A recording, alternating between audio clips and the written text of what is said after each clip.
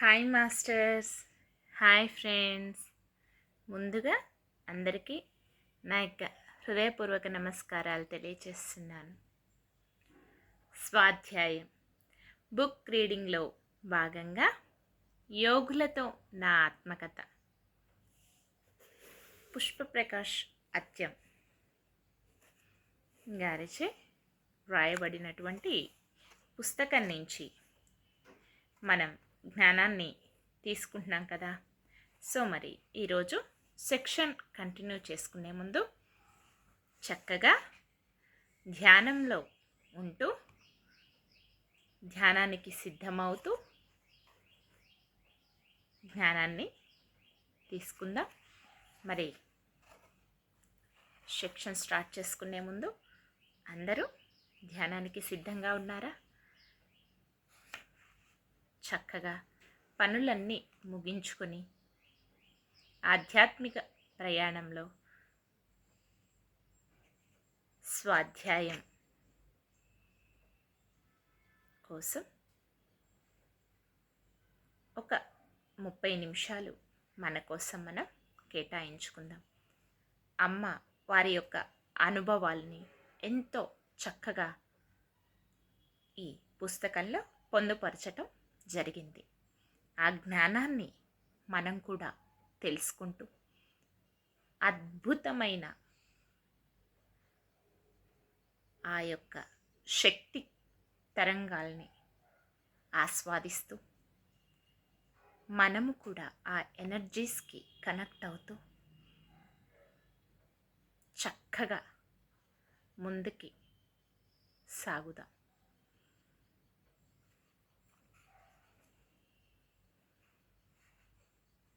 ఉన్న చోటనే స్థిరమైన సుఖ ఆసనంలో కూర్చోండి.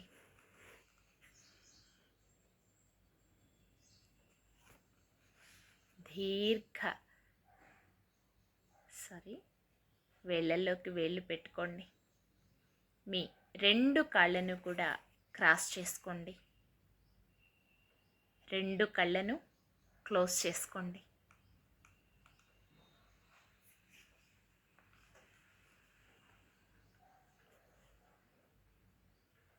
దీర్ఘ శ్వాసను తీసుకోండి.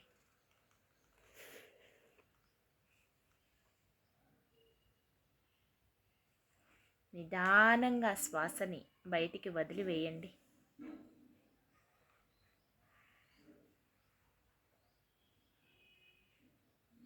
మరొక్కసారి దీర్ఘ శ్వాసను తీసుకోండి. నిదానంగా శ్వాసని బయటికి వదిలివేయండి.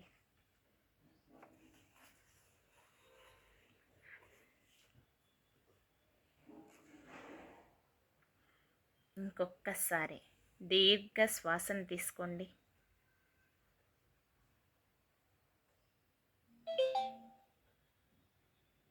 మరొక్కసారి నిదానంగా శ్వాసని బయటికి వదిలివేయండి. దీర్ఘ శ్వాసను తీసుకోండి. నిదానంగా శ్వాసను బయటికి వదిలివేయండి. ప్రశాంతమైన మనస్సుతో, ఏకాగ్రతతో, ఎరుకతో సహజంగా జరిగేటటువంటి శ్వాసని గమనిస్తూ శ్వాసతో అనుసంధానం. My dear friends and dear masters,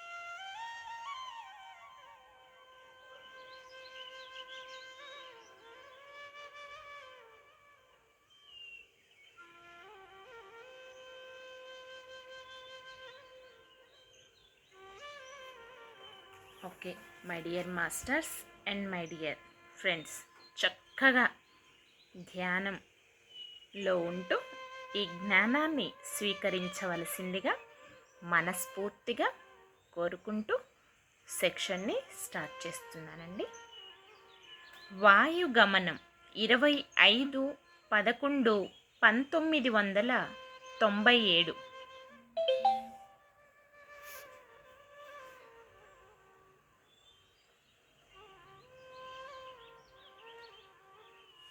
ధ్యానం అంటే వేరే ఏమీ లేదు, ఎప్పుడు నాపైనే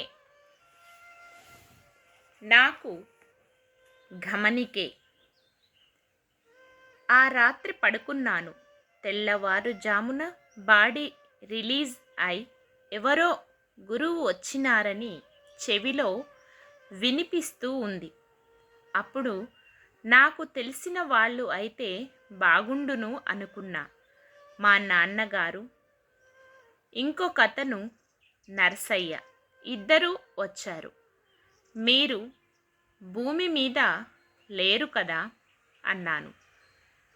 దానికి వారు, మేము ఆత్మలం, వచ్చింది ఎవరో కాదు, మా గురువుగారే, రా పోదాం అని పిలుచుకొని పోతూ ఉన్నారు. మీరు ఇంకా జన్మ తీసుకోలేదా అంటే, లేదు, మేము ఇంకా నిర్ణయించుకోలేదు అంటూ ఉండగానే గురువు కనిపించారు.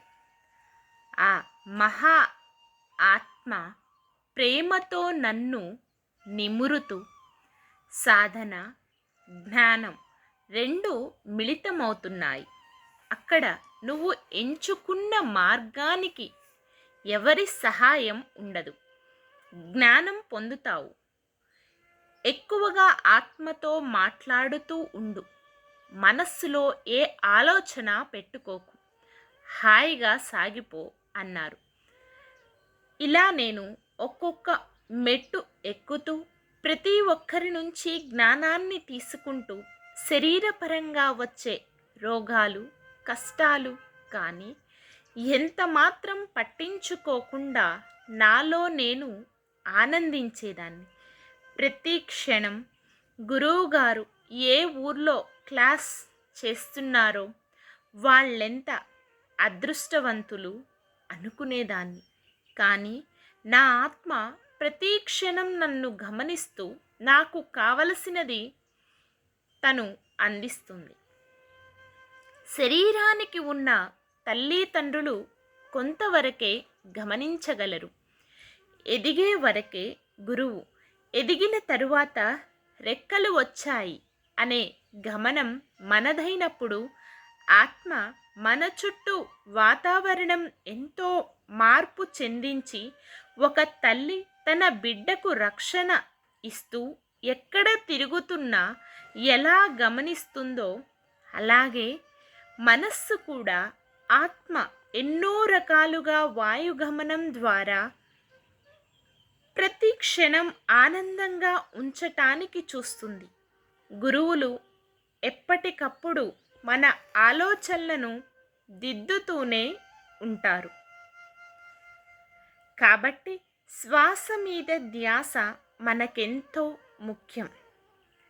అజ్ఞానంతో ఉన్నటువంటి వారు చేసేది పాపం అని తెలియక తామే దైవమని మరిచిపోతారు.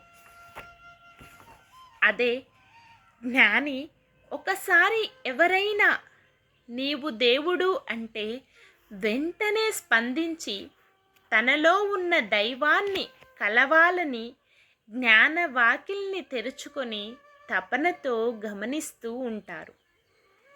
ఎత్రిక్ గురించి 1997. ఎత్రిక్ గురించి అనుభవం అలసిపోయినప్పుడు ఎలా ఉంది, శక్తి ఉన్నప్పుడు ఎలా ఉన్నాను అనుకొని కొందరిని మాత్రమే గమనించగలిగాను. మనిషి రోగములో ఉన్నప్పుడు ఎత్రిక్ బూడిద కలర్లో కదులుతూ ఉన్నట్లుగా ఉంటుంది. మనం ఆరోగ్యంగా ఉన్నప్పుడు ఎథరిక్ తరంగల్లా రెపరెపలాడుతూ కాంతులు చిందిస్తూ ఉంటుంది. చనిపోవటానికి వారం ముందే వారి ఆరా బూడిద కలర్లో ఉండటమే కాక వారి బొడ్డు నుంచి ఉన్న తీగెను ఒక ఎలుక కొరుకుతూ ఉండటం గమనించి నేను మనలో కొంత టెక్నాలజీ ఉందా అనుకున్నాను.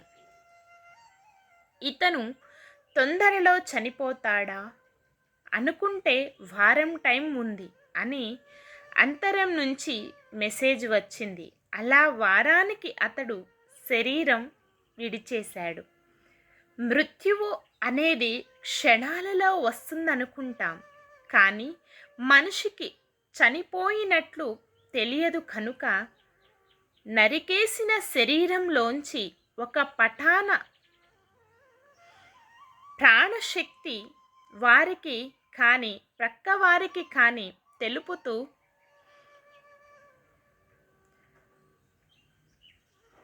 తచ్చాడుతూ ఏమీ తెలియని స్థితిలో కొట్టుమిట్టాడుతూ ఉంటుంది.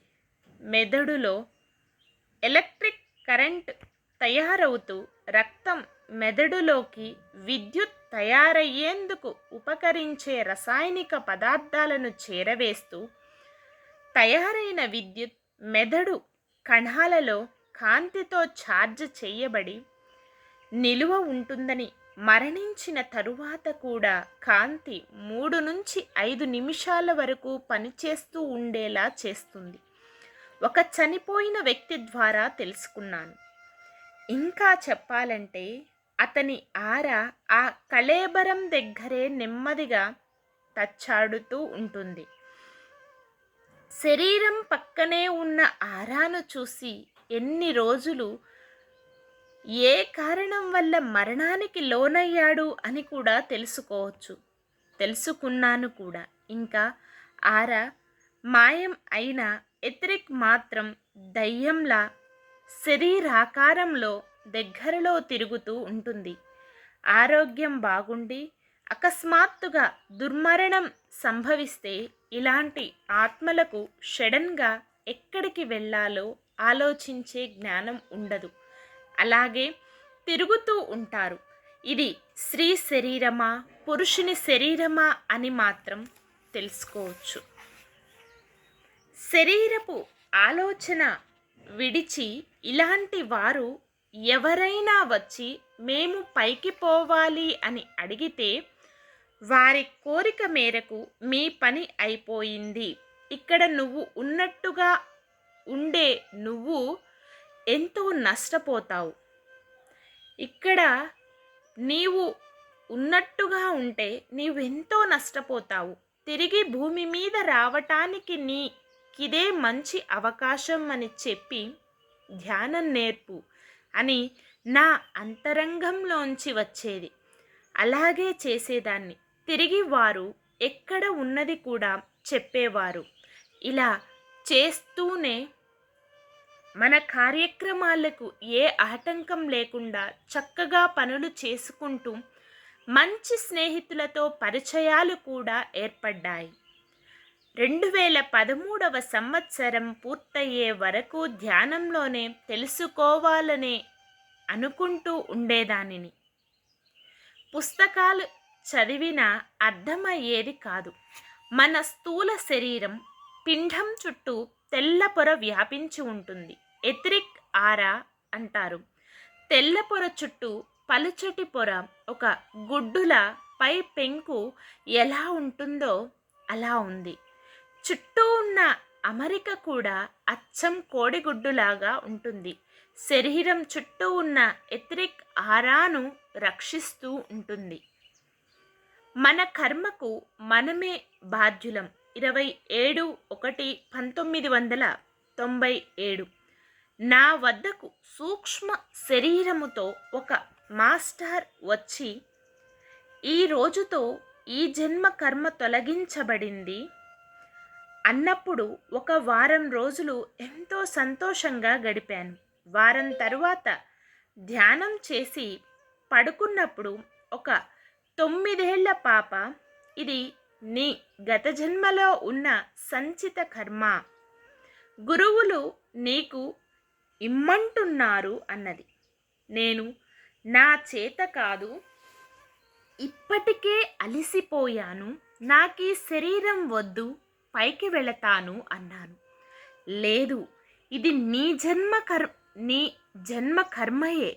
నీ గురువుగారు ఆఖరి జన్మ చేసుకోమన్నారు కదా, అసాధ్యమైనది కాదు, వద్దు అనకు, సాధ్యమవుతుంది అని చెప్పి వెళ్ళింది. ఒక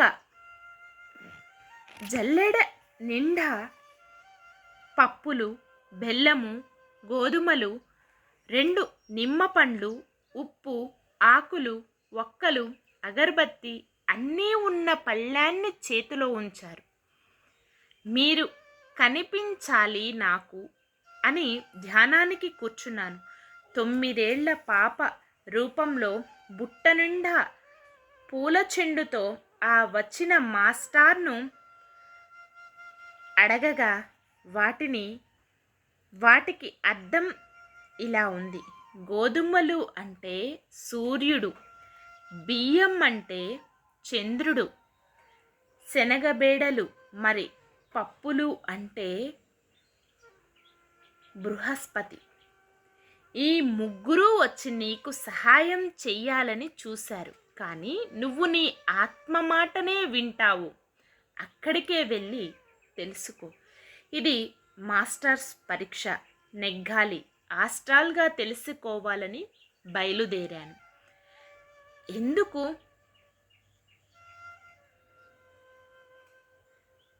నాకు ఆరోగ్య సమస్య తగ్గటం లేదు. ఎవరు చేశారు అనుకుంటూ వెళుతున్నాను. రాఘవేంద్ర స్వామి గుడికి వెళ్ళాను. లేదు, ఇది నువ్వు తీసుకోవాల్సిందే అన్నారు. నమః అనుకుంటూ పో అన్నారు. ఎదురుగా ఆంజనేయ స్వామిని చూస్తూ మీరు కూడా చెప్పారా? నమః అంటే ఏమిటి అని అడిగాను. నీకే తెలుస్తుంది, ముందుకు వెళ్ళు అన్నారు. కళ్ళు తెరుస్తూ మూస్తూ కనిపిస్తున్నారే కానీ ఏమీ పట్టనట్టు కూర్చొని ఉన్నారు. దేవుళ్లను కాదు అడగాల్సింది అని శ్మశానానికి వెళ్ళి సమాధుల పైన చూశాను. ప్రతి సమాధి పైన ఒక ఎతిరి గాలికి రెపరెపలాడుతూ కనిపించింది. వీరిలోని శారీరక ఆలోచనలు వదలలేక రెపరెపలాడుతూ కనిపించారు. కానీ ఏమీ చెయ్యలేరు. వీరు కాదు అంటూ ముందుకు వెళ్ళాను. తరువాత క్రిస్టియన్ శిలువ ఉన్న సమాధుల దగ్గరికి వెళ్ళాను. అక్కడ గుంపులో ఉన్నటువంటి ఒక ఆత్మ మేము కాదని చెప్పింది. మరి మసీదులోకి వెళితే వారు రకరకాలుగా నమాజ్ చేస్తున్నారు. వీరు కాదు, మరెవరో అని వెతుకుతూ వెళుతున్నాను. కలియుగ దైవం అంటారు కదా అని వెంకన్న దగ్గరికి వెళ్ళాలని అనుకున్నాను. వెంకటరమణ మాస్టర్, నువ్వు గుడి చుట్టూ తిరుగు, నీకే తెలుస్తుంది అన్నారు. సరే అని గుడి లోపల కోరికలు తీర్చే రాళ్ళు ఉన్నాయని వాటిపైన చెయ్యి వేస్తూనే నా పైన నీళ్లు పోయి నీకే తెలుస్తుంది అని వినిపించింది. నీళ్లు పోస్తూ ఉండగా మెత్తగా తగలటం, నీరు పోసి కడిగే కొద్దీ మెత్తదిగా అవుతుంది. ఏమిటి వింత? తీరా చూస్తే అది నాగవేంద్రుడు. అప్పుడు అనుకున్నాను, ఎవరో కాదు, నా పూర్ణాత్మ అని.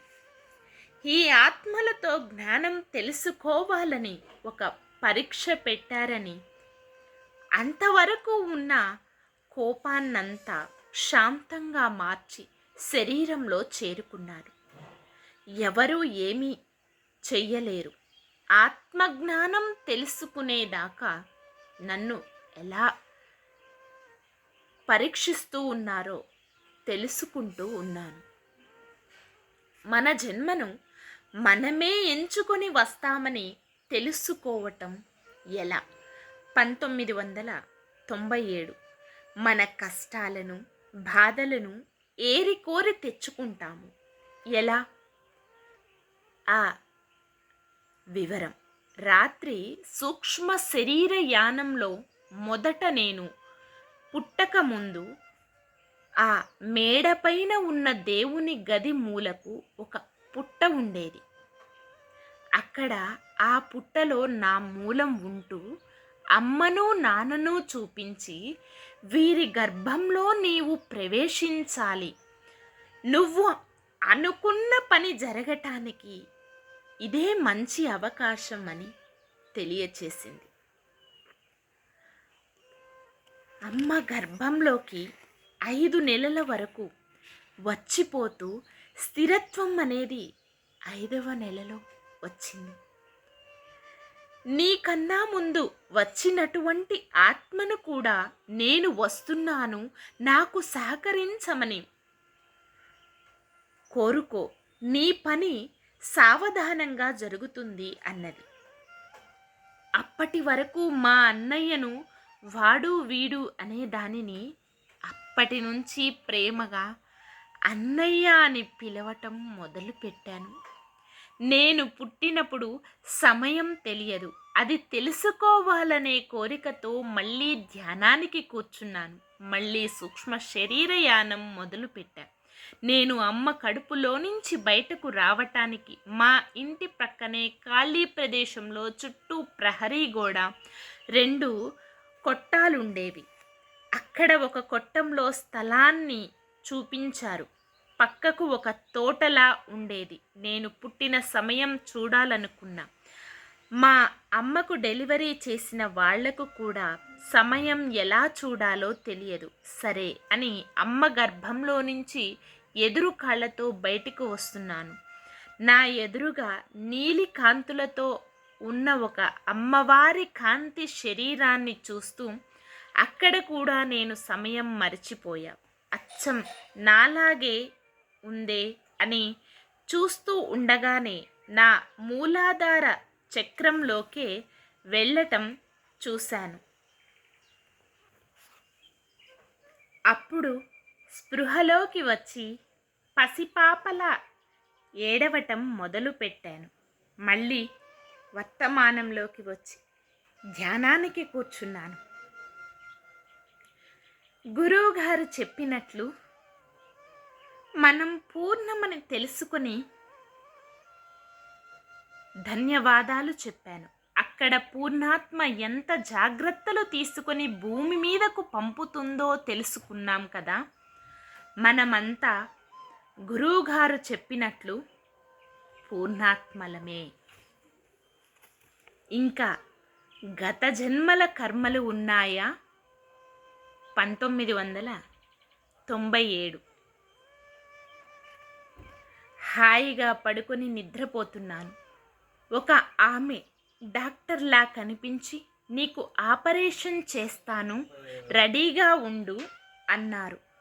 నేను బాధతో ఏంటి ఈ ఆపరేషన్ అన్నాను.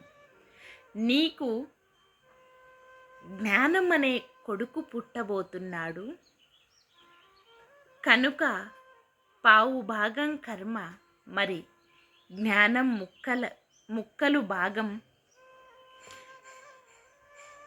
కనుక పావు భాగం కర్మ, మరి జ్ఞానం ముక్కలు భాగం కాంతిని నింపిన దానిని నీ ఎత్రిక్ దేహంలో ప్రవేశపెడుతున్నామని చెప్పారు. ఒకసారి నువ్వు అద్దంలో చూసుకో అన్నారు. నా చుట్టూ ఇంద్రధనస్సులాగా 7 రంగుల్లాంటి ఆరాలు కనిపించాయి. ఇలా కనిపిస్తున్నాయి, ఇలా ఇంకా ఎన్ని రోజులు అనే ఆలోచన వచ్చింది. 9 ఏళ్లకు ఈ జ్ఞానం అనే బిడ్డతో వెలుగులోకి వస్తావు. అంతవరకు నిన్ను నువ్వు గమనిస్తూనే ఉండాలి. అంతలో నా తండ్రి రూపంలో ఒక కాంతి కనిపించి 1000 మందిలో ఒకరికి ఇది జరుగుతుంది. నువ్వు ఏమారపడకు. గురువు యొక్క చూపు నీ మీద ప్రసరింపబడింది. అతీత శక్తులు లభ్యమైన వాటిని క్షేమంగా భరించే శక్తి సామర్థ్యాలు మనలో సుస్థిరం కాకముందే వివేకాన్ని, నిర్మల ప్రేమను, సంకల్ప శక్తిని అభ్యసించాలి. ఈ 3 లక్షణాలు బలీయంగా ఏర్పడినప్పుడు అతీత శక్తులను స్వీకరించేందుకు నీ దేహములోని అనుభూతిక, మానసిక సహజావబోధాల ద్వారా శరీర కేంద్రాలను ఉపయోగించుకునేందుకు సంసిద్ధంగా ఉండాలి. సంపూర్ణంగా వికసించిన అంశాత్మే పూర్ణాత్మ. క్రమక్రమంగా 3 శరీరాల్లో నుంచి మరింత వెలుగును, ప్రేమను, శక్తిని బహిర్గతం చేస్తూ ఉంటుంది. కర్మ అనేది పాఠం నేర్చుకోవటమే. అంతే అన్నారు. ఆత్మ యొక్క జ్ఞానం ఇలా ఉంటుందని తెలుసుకున్నాను. తనకు అనుకూలం అయ్యేంత వరకు ఎన్ని రూపాలైనా ధరిస్తూ ఉంటుంది. ఏమీ లేని స్థితి నిజమైన స్థితి కావాలనుకునేది ఆత్మస్థితి. వీరబ్రహ్మం గారు 1997.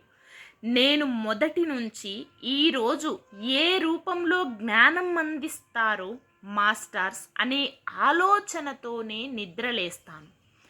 ఈరోజు వీరబ్రహ్మం గారి దగ్గరకు వెళ్ళి మీ నుంచి సందేశం కావాలి అన్నాను. నీవే సిద్ధయోగిని, మరి నన్ను అడగటమేమిటి అన్నారు. సిద్ధత్వం అంటే ఆత్మ యొక్క జ్ఞానాన్ని దాచుకోకుండా పంచేదే అన్నారు. మరి ఈ విషయం నేను ప్రజలలోకి తీసుకువెళ్ళాలంటే ఎలా? నేను ఆత్మ అని జ్ఞానం ద్వారా ప్రచారం చేస్తూ పోయేదానికి ఒక గురువును ఎంచుకున్నావు, అదే తెలుస్తుందిలే అన్నారు. ఆ మహాయోగి కొన్ని నిదర్శనాలు చూపారు. ముందు ముందు కొండలలో నుంచి విష వాయువులు వస్తాయి. మీరు శక్తివంతులైతే ప్రాణశక్తి మీకు సహకరిస్తుంది. అందుకే గురువు పత్రి గారు అంటూ ఉంటారు, ఖాళీ మైండ్ చూసుకుంటే మీకు ఏది కావాలో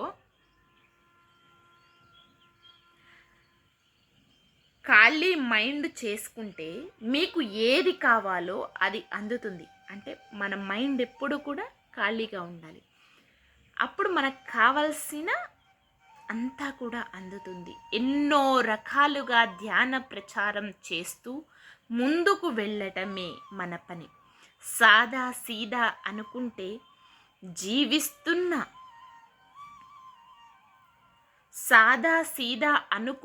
జీవిస్తున్న జీవితానికి స్వస్తి చెప్పి అంతరంతో మాట్లాడాలి.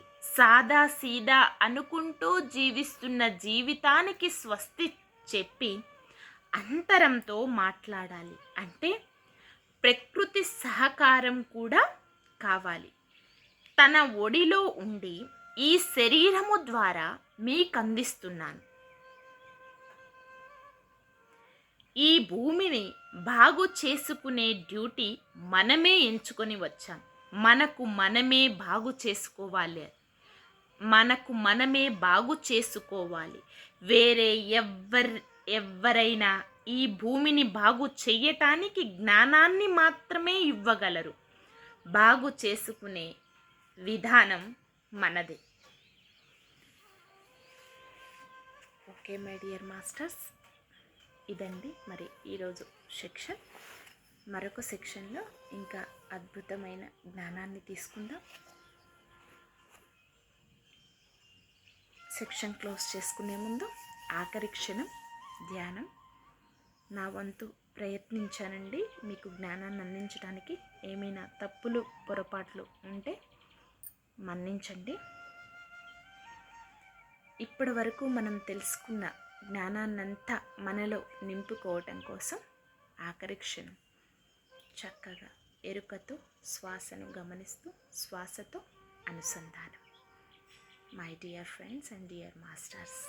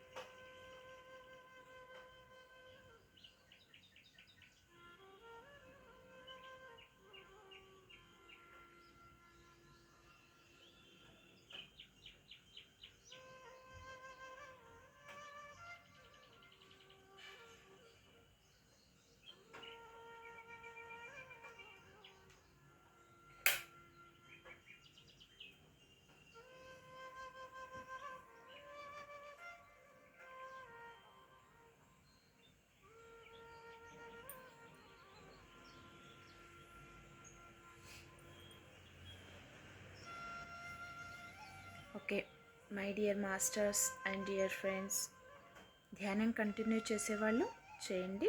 మిగిలిన వాళ్ళు నిదానంగా సహజ స్థితికి వస్తూ మీ 2 చేతులను విడతీస్తూ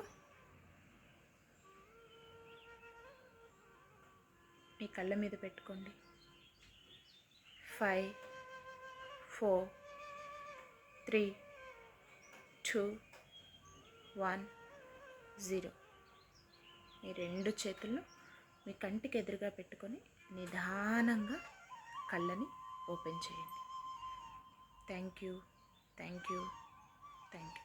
మరి ఇంత అద్భుతమైన సెక్షన్ జరగటానికి సహకరించిన అందరికీ అన్నింటికీ నా యొక్క హృదయపూర్వక కృతజ్ఞతలు.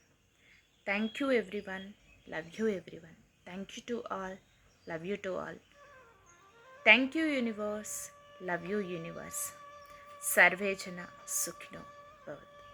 Thank you, thank you, thank you.